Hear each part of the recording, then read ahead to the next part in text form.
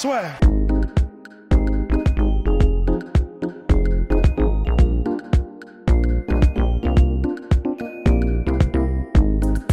Petit préambule avant le début du podcast. Ce que je voulais dire, c'était, oui, on a l'air un petit peu bête avec nos micros comme ça, mais c'est comme vous êtes assez nombreux à nous écouter sur toutes les plateformes, donc audio de podcast habituels, que ce soit SoundCloud, Spotify, et j'en passe. Et d'ailleurs, le son est bien meilleur quand on met en fait les micros comme ça, plutôt qu'en mode micro-cravate. Micro-cravate, ça se perd beaucoup plus, parce que là, ce sont des micros de qualité aux vidéos, donc nous pensons à ceux qui nous écoutent. Voilà. Bien, mon cher host, aujourd'hui, podcast un petit peu en forme magazine, finalement. Ça y est, on rompt avec les actualités du moment pour s'intéresser un petit peu aux combattants qui quittent l'UFC et pas forcément, donc, qui, on va dire, poussés vers la sortie, plutôt qui privilégient une autre route plutôt que l'UFC. On pense notamment au Rory McDonald, récemment Chris Cyborg, et voire même, on peut aussi même parler des combattants comme Fedor, qui ont eu l'opportunité d'aller à l'UFC et pourtant, qui ont toujours refusé, qui se sont construits une très belle carrière sans aller à l'UFC. Ouais. Alors mon cher Rust, prenons par exemple le cas récent, quand même restons dans les actualités du moment, de Chris Cyborg. Eh ben, bon, après Chris Cyborg, c'est vrai que c'est un peu un cas particulier parce que elle avait vraiment elle était vraiment en clash avec Dana White. Elle avait un problème d'ordre personnel avec Dana White qui, visiblement, ça n'allait que s'envenimer. Alors, on rappelle que avant même que Chris Cyborg rejoigne l'UFC, il y avait eu des problèmes puisque Dana White avait dit que, alors c'était au moment où Chris Cyborg s'était mise avec Tito Ortiz comme manager. Et en gros, Dana White avait dit que c'était grosso modo un suicide professionnel, parce que on sait que Dana White ne peut pas blairer Tito Ortiz et réciproquement. Et en fait, il y a toujours eu des, les deux en fait ont toujours été un peu langue de serpent l'un envers l'autre. Bon, il se trouve que comme Chris Cyborg avec Amanda Nunes, bon peut-être maintenant un peu en dessous parce elle n'a pas fait ce qu'Amanda Nunes a fait. Bon, et surtout, elle a perdu. Et elle a perdu contre contre Amanda Nunes. Et voilà, elle est considérée comme l'une des deux GOAT, et disons, voilà, derrière Amanda Nunes. Donc, elle était un peu obligée d'être amenée par l'UFC à l'UFC si l'UFC voulait un peu de crédibilité en matière de MMA féminin. Elle est venue, elle a vu, elle a vaincu avant de se faire démolir par Amanda Nunes. Moins d'une minute, rappelons-le. Ouais, un truc un peu violent. Mais voilà.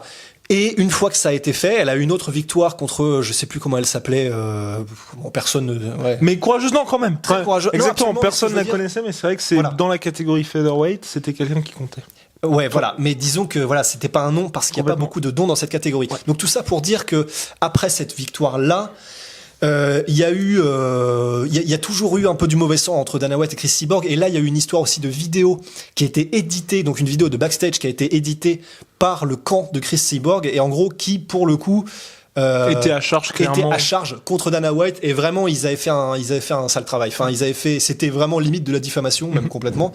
Et ça n'a pas plu à Dana White, et grosso modo voilà, deux semaines, enfin je sais plus combien de temps plus tard, mais voilà, elle était partie. Game over, oui. Il lui laissait pas le choix en fait, il lui avait dit soit on te re-signe mais pour un seul combat face à Amanda Nunes et en gros bye bye ensuite, ou alors tu pars directement, et donc elle est partie directement au Bellator. Mais ça, finalement le cas Chris Cyborg, où là il y a eu toute l'histoire qui lui est propre, mais ça montre aussi en fait la situation du MMA, où dans le sens c'est un peu le seul sport au monde, mon cher Rust, où il y a quasiment une situation de monopole avec une certaine ligue. Avec l'UFC, et en fait c'est là, et alors voilà, on va rentrer avec ça. On va rentrer avec ça dans le cœur du problème directement, qui est l'UFC. Donc c'est un monopole, c'est vraiment eux. Voilà, on n'apprend rien à personne en disant ça. C'est eux qui dominent tout cette discipline, le game du MMA dans le monde en fait. C'est la première ligue, c'est dans cette ligue-là que veulent aller tous les combattants. Tu ne peux pas avoir de crédibilité si t'es combattant de MMA, et si tu te réclames le meilleur du monde, si tu n'as pas été champion à l'UFC, c'est vraiment, on en est à ce point-là.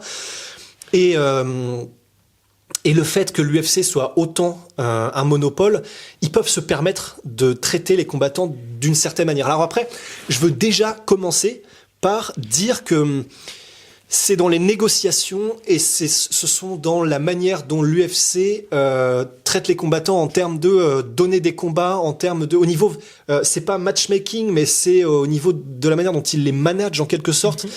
Parce que pour nous, du coup, on a eu la chance et le privilège, du coup, d'aller dans des UFC et d'aller dans pas mal d'organisations autres que l'UFC. l'UFC, disons le staff et les gens à l'UFC traitent les combattants de façon vraiment royale. Ils sont impeccables, donc il faut le dire.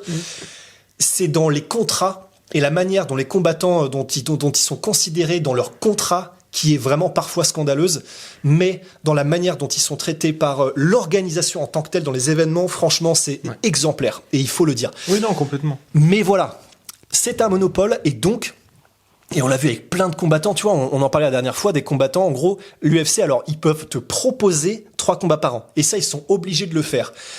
Mais s'ils veulent te virer grosso modo, ils peuvent, et ils le font, et c'est connu, et il y a pas mal de combattants qui ont été virés à cause de ça, et qui l'ont mauvaise à cause de ça, ils peuvent te proposer des combats infaisables, soit des trucs en short notice, soit des combats que tu peux pas prendre parce que raisonnablement, c'est un mec qui est soit beaucoup trop classé, ou soit...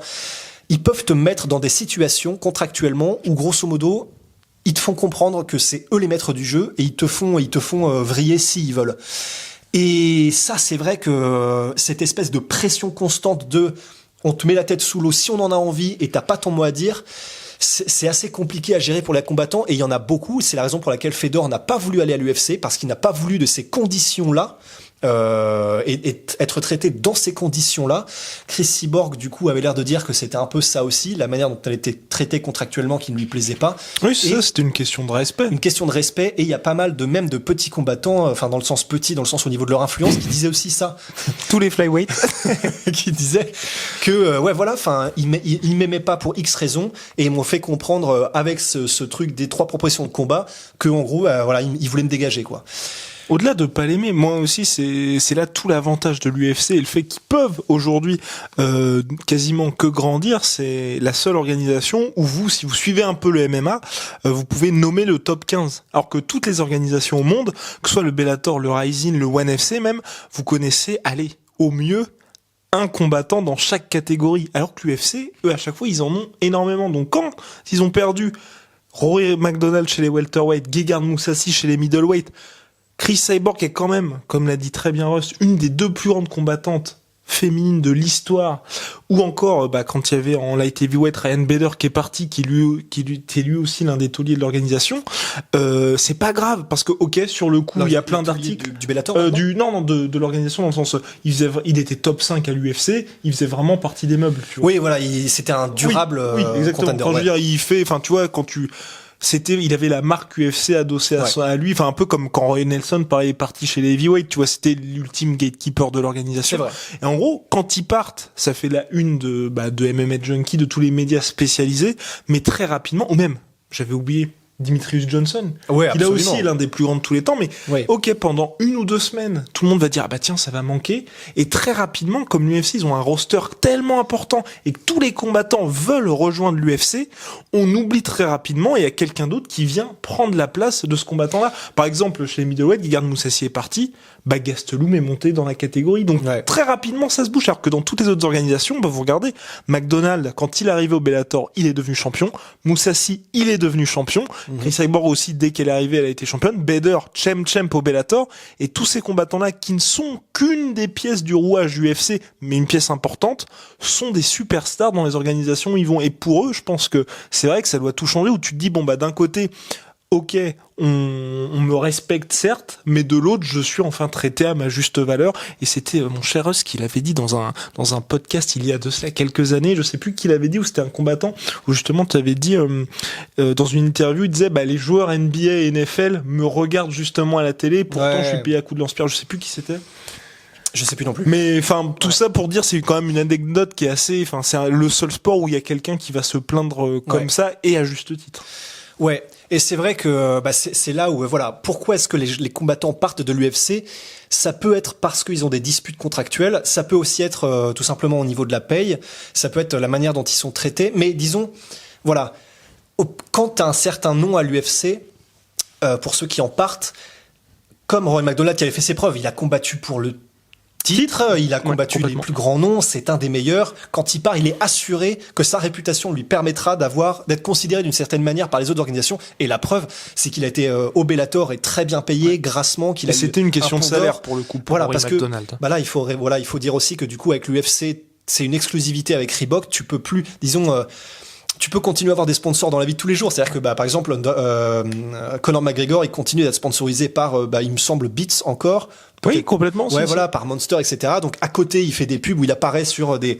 Monster, après, est partenaire de l'UFC, donc c'est un cas un peu particulier. Mais après, tu vois Cowboy qui est... Budweiser, c'est voilà, clair, donc voilà. Tu peux continuer à avoir des sponsors à côté, mais disons que comme t'as pas le droit d'être sur le short et que ça n'existe plus les bannières derrière les combattants pendant que Bruce Buffer donne ton nom, ça a pas grand intérêt pour les sponsors d'être là pour les combattants et de les payer parce qu'il y a aucune exposition. Sauf les réseaux sociaux. Réseaux sociaux, exactement. Mais du coup, ça a fait fuir énormément. Et ça, c'est un processus qui a été graduel parce qu'au début, d'abord, on a augmenté les fees que devaient donner les sponsors pour être apparents sur les shorts et les bannières. Et puis après, on est passé au Reebok, donc là, ils étaient même plus là du tout.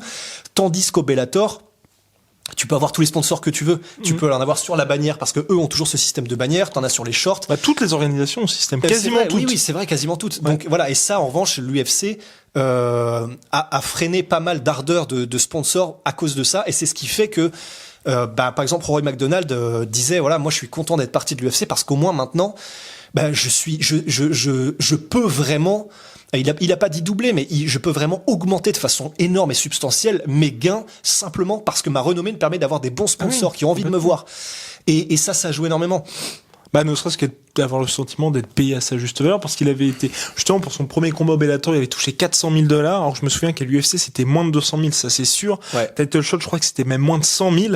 Donc, ça vous donne une idée contre Robbie Lawler, prendre moins de 100 000 après ce qu'il a pris comme tarif, c'est quand même assez dur. Ouais. Et au Bellator, 400 000 le premier combat, et le deuxième, je crois que c'était vraiment jackpot pour lui, parce qu'il avait été sponsorisé, tu sais, par une crypto-monnaie, je sais plus ce que c'était. Il adore les crypto-monnaies. Pardon. Et il lui avait passé l'équivalent, je crois aussi, de 400 000 $. Donc, bref, pour lui, c'est super, en plus sponsorisé par Everlast. Bref, ça se comprend complètement. Et Rust, avant de vous redonner très justement la parole, je voulais ajouter sur le fait pour le Reebok Deal, ça symbolise à lui seul, ce Reebok Deal, toute la puissance de l'UFC, parce que quelle organisation, quel sport, enfin, quelle discipline, quel club pourrait se permettre, autre que l'UFC, de dire, ok, à partir de maintenant, les gars, vous avez plus le droit d'avoir de sponsors. Ouais. Vous imaginez, même le Real Madrid en football, Ouais. qui dit, écoute, maintenant, Karim Benzema, t'es bien gentil avec tout ça, mais non. Maintenant, c'est que nos sponsors à nous.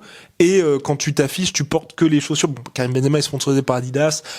C'est également Adidas. Mais je veux dire, il y a aucune autre institution, même la NBA qui est pourtant la ligue majeure, ou la NFL qui avait essayé de faire ça avec les casques quand ils étaient sponsorisés par Bose, mais très rapidement, ils se sont retrouvés avec les joueurs qui portaient quand même des beats malgré les amendes, parce qu'il y a des sommes tellement importantes. Mais là, l'UFC, c'est la seule organisation qui peut dire, les gars, vous faites ça, et de toute façon, vous n'avez pas le choix. Et encore une fois, ils n'ont pas le choix parce qu'ils n'ont premièrement pas de l'attitude par rapport au contrat.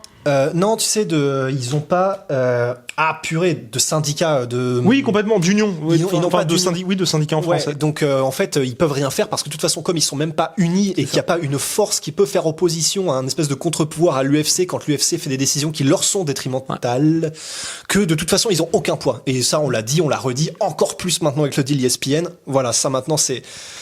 Mais là où je voulais en venir, mince, j'ai oublié là où je voulais en venir. Après, même si les mecs, après, union ou pas, même les superstars, c'est exactement le même traitement. On se souvient de Georges Saint-Pierre qui lui est sponsorisé par Under Armour, même quand il est revenu, il pouvait pas mettre en avant Under Armour. Et il y a que, et c'est là que c'est assez intéressant, il y a que Conor McGregor qui, je crois, lui, a quelques petites passerelles avec l'UFC, parce qu'on se souvient, c'était pour son combat face à c'était différent parce que c'était contre Floyd Mayweather en boxe, où là il s'était effectivement affiché avec ses casques Beats. Ouais, mais comme c'était avec Floyd, mais il n'y avait pas eu un truc avec une copromotion. Ah ouais. Il n'y avait pas eu un truc avec Khabib, je me souviens plus, j'espère pas dire de bêtises, avec le Proper 12 qui avait été mis sur... Si, même pour son dernier combat, mais parce que Proper 12, maintenant, c'est dans le contrat de Conor McGregor, voilà, où il a stipulé que chaque fois qu'il combat, Proper 12 est sponsor de l'événement. C'est extraordinaire. Mais il a du levier, quoi.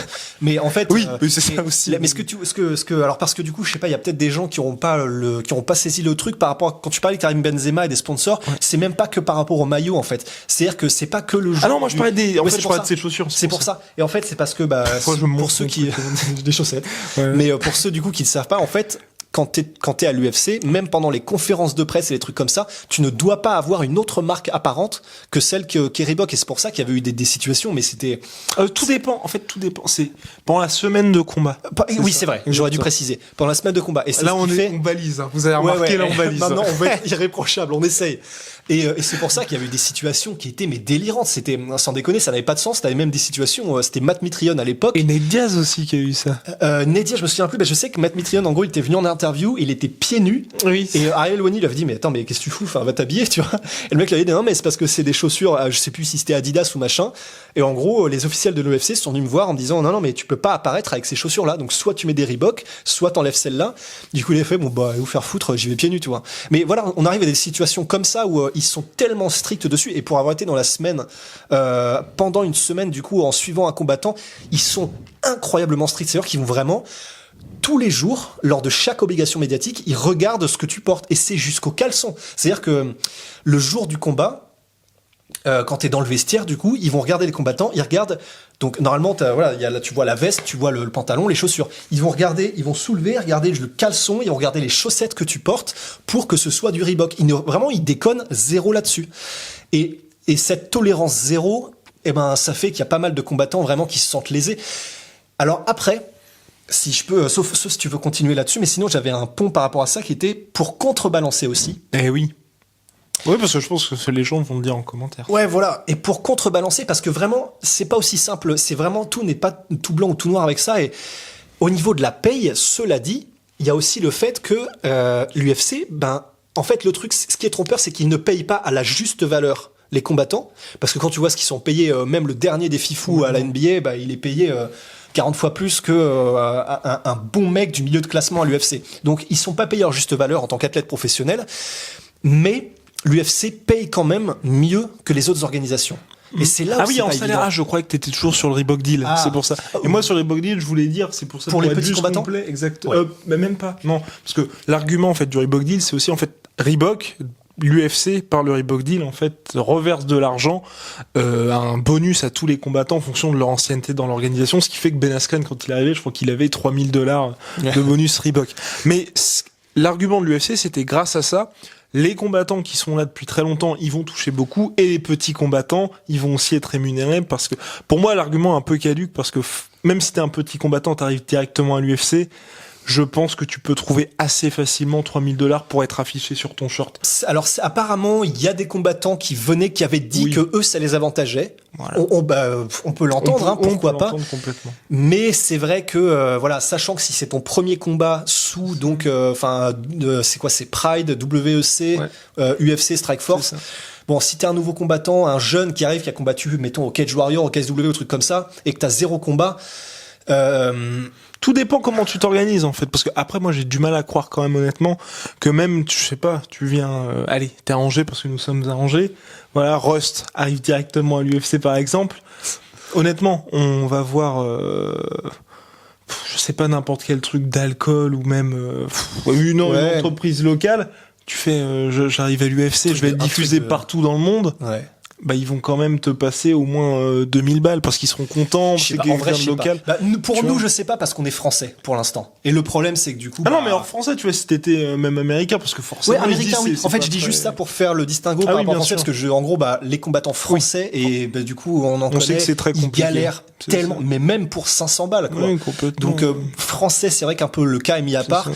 Quand t'es anglais, irlandais, américain, ou là, c'est vrai que ça se fait. Vraiment, ça se fait. Après, donc ouais, voilà, ça dépend du cas par cas, j'imagine. Ça dépend si t'as un manager qui peut faire ça pour toi, si tu dois faire tout seul. Parce qu'il y en a qui disaient aussi qu'en gros, ils n'avaient pas le temps. C'est-à-dire que il y a aussi le fait que quand t'es combattant à l'UFC et que t'arrives, généralement, et aussi triste que ce soit, en fait, t'as un boulot à côté. Parce que quand tu démarres, ça te paye pas assez pour de toute façon en faire ça full time. T'as un taf à côté, t'as peut-être pas de manager, et là tu galères de ouf à envoyer des mails, tu sais pas comment faire, des machins. Et c'est vrai que là, il y a certains combattants, je me souviens plus des noms parce que ils ont disparu, ils étaient pas très connus, mais qui disaient au moins j'ai pas à m'en occuper, c'est un stress en moins. On peut l'entendre. Et en plus de ça, l'UFC a du coup un système de paye minimal qui est quand même bien meilleur que dans la majorité des autres organisations. Donc 10 000 plus 10 000. Ouais, et je me demande même si c'est pas plus maintenant. C'est pas 12 000, 12 000? Toujours, je crois que c'est toujours 10 000 plus 10 000. En tout cas, t'es à au moins 10 000, 10 000. Ouais. Donc 10 000 pour se montrer le jour du combat et 10 000 en plus si tu gagnes. Et ce qui est bien, c'est que la marée monte tous les bateaux, si je peux me permettre. Et du coup, toutes les autres organisations sont vraiment en train de se mettre à jour. Le PFL paye vraiment pas mal ses combattants. Franchement, ils sont vraiment bons sur la structure de paiement. En plus, bah voilà, sur les tournois, les gagnants gagnent 1 million. Il y en a qui l'ont gagné 2 années d'affilée. Bon, bah là, c'est bon, t'es le roi du pétrole. Mais c'est vrai que l'UFC ne paye, voilà, on le rappelle, encore une fois, on va radoter, pas à leur juste valeur à tes souhaits, mais ils payent quand même mieux que le reste des autres organisations quand t'es un nobody, par exemple. Et ils payent, quand on dit ça, mon cher Rust, on parle bien évidemment en sommes qui apparaissent sur la fiche de paie, parce que quand on regarde le Bellator et toutes les organisations, elles payent plus quand on compare en fait la masse salariale avec leur chiffre d'affaires global.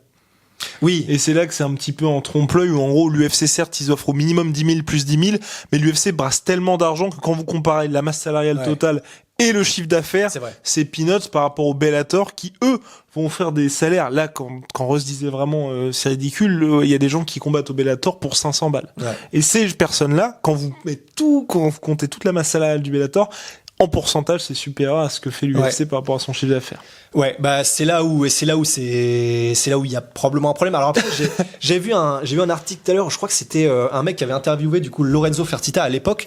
Et Lorenzo Fertitta disait ouais, mais vous comparez à la NFL en disant que alors en NFL, alors je crois que c'est 50% ou plus des gains qui sont redonnés aux combattants et redistribués, etc. C'est vrai, mais nous à l'UFC, en gros, on a tous les coûts de production et de marketing qu'on a nous-mêmes. Et du coup, oui, forcément, on donne un peu moins aux combattants parce qu'on a tous ces coûts-là en plus. Oui.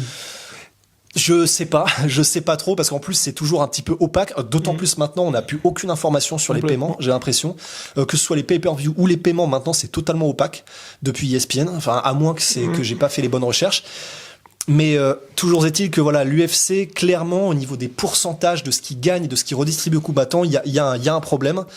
Et mais c'est d'un certain côté, c'est complètement compréhensible. Enfin, on est à la place de l'UFC en tant que businessman, comme nous sommes les frères Fertitta, ou maintenant Harry Emmanuel ou WMI IMG, ça se comprend complètement parce que vous êtes dans une situation de monopole, vous êtes l'organisation de référence. Bon. C'est vrai, vous avez tout intérêt à maintenir ça et faire en sorte qu'il y ait effectivement pas de syndicat pour justement organiser les combats que vous souhaitez organiser. Ouais. Et voilà, on a des visiteurs inattendus. Mais qu'est-ce qu'on va bientôt terminer en plus, mon cher Russ. Ah putain merde, il y a encore tellement de trucs à dire. Bon bah ouais, on doit partir. Il est quelle heure là? Ah oui putain merde. It's time. Ouais, mais il faudra, honnêtement, faudra qu'on la continue parce qu'il y a encore. Faudra creuser ce sujet, oui. Il faudra creuser ce sujet et parler notamment de Fedor et des combattants parce qu'on s'est intéressé aux combattants qui partaient de l'UFC. Et on fera. Il y a des combattants. Excuse-moi, je te coupe, mais du coup, ça faudra en parler. Du coup, comme ça, on se souviendra qu'il faudra en parler. Mais il y a aussi des combattants qui n'ont pas encore été à l'UFC. Bah oui, c'est comme Fedor, tu vois. Mais même aujourd'hui, tu vois, au PFL et tout, qui n'ont pas envie. C'est juste pour moi le dire. Et qui du coup, bah oui, donc je dis que je dis la même chose. Mais parce que je pense à Nathan Schultz ou Ray Cooper 3 par exemple au PFL, bah voilà, aujourd'hui, ils ont plus intérêt à l'UFC. Bah, c'est bon, qui le dit. Complètement sordi parce qu'ils ont des payes assez importantes. On pense à $1 million chaque fois qu'ils gagnent. Nathan Schulte qui est back-to-back d'ailleurs. Ouais. Champion 2 années de suite, $2 millions, ce qui est énorme pour un mec qui n'est pas à l'UFC. Ouais. Voilà mon cher Rust. MyProtein, moins 47% pour la deuxième des marques des soldes. Il régale comme jamais avec le code La Sueur. Et puis on pense également à notre premier sponsor historique, Jetronomy. En ce moment, il y a 2 offres. Réduction sur les soins et également savon offert, mon cher Rust. Et tout est sur leur site internet. Ouais. Voilà. T'as juste dit savon offert, je crois. Oui, exactement. Bah, c'est dans l'offre. Dans leur offre, il y a un savon offert au bout de tel montant. Exactement. Au bout de tel montant, et c'est de toute façon Made in Marseille, produit naturel, vous connaissez. Made in Bagdad. Mais c'est une blague par rapport à Mehdi Bagdad. C'est pas. Ouais. Bref, et puis pour la soirée et la sueur, un lien dans la description. Allez, à la prochaine. À la prochaine, mon cher Guillaume. Ouais, j'allais dire mon cher. Soit.